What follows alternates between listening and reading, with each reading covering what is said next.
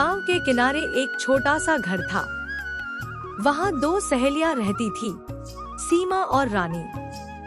दोनों बचपन से साथ थी, साथ खेलती, साथ पढ़ती और हर सुख दुख में एक दूसरे का साथ निभाती थी। पूरे गांव में उनकी दोस्ती की मिसाल दी जाती थी। लेकिन समय हमेशा एक जैसा नहीं रहता। एक साल गांव में भयंकर सूखा पड़ गया। खेत सूख गए, काम बंद हो गया और लोगों के सामने खाने तक की समस्या खड़ी हो गई। सीमा का परिवार बहुत गरीब था। उसके पिता बीमार रहते थे। दूसरी ओर रानी का परिवार भी मुश्किलों से गुजर रहा था, लेकिन उनके पास थोड़ा बहुत अनाज बचा हुआ था। एक दिन सीमा ने कहा, रानी, अब समझ नहीं आता क्या करें। घर में खाने के लिए भी कुछ नहीं बचा। रानी ने बिना सोचे अपने घर का आधा अनाज सीमा को दे दिया। सीमा की आंखों में आंसू आ गए।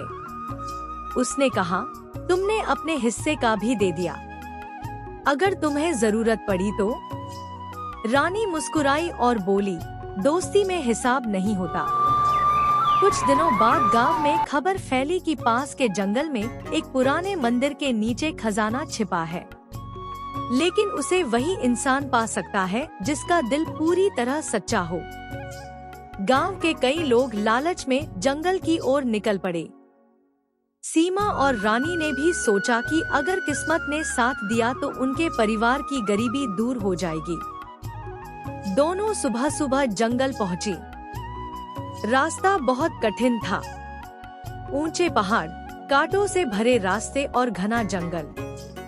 चलते चलते सीमा का पैर फिसल गया। उसके पैर में चोट लग गई।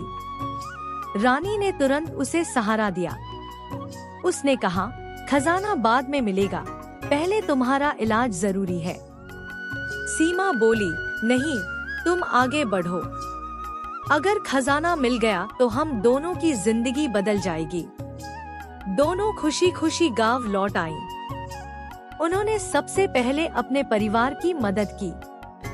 फिर गांव में एक कुआं खुदवाया ताकि भविष्य में किसी को पानी की कमी न हो। धीरे धीरे उनका गांव फिर से खुशहाल होने लगा। लोग कहते थे कि असली खजाना सोना चांदी नहीं, बल्कि सच्ची दोस्ती और अच्छा दिल होता है। कई साल बाद जब लोग सीमा और रानी की कहानी सुनाते, तो बच्चों से हमेशा एक बात कहते, किस्मत हमेशा उसी का साथ देती है जो लालच नहीं, बल्कि इंसानियत और सच्ची दोस्ती को चुनता है। सच्ची दोस्ती, ईमानदारी और निस्वार्थ भाव सबसे बड़ा खजाना है। जो दूसरों की भलाई के बारे में सोचता है, किस्मत भी अंत में उसी का साथ देती है।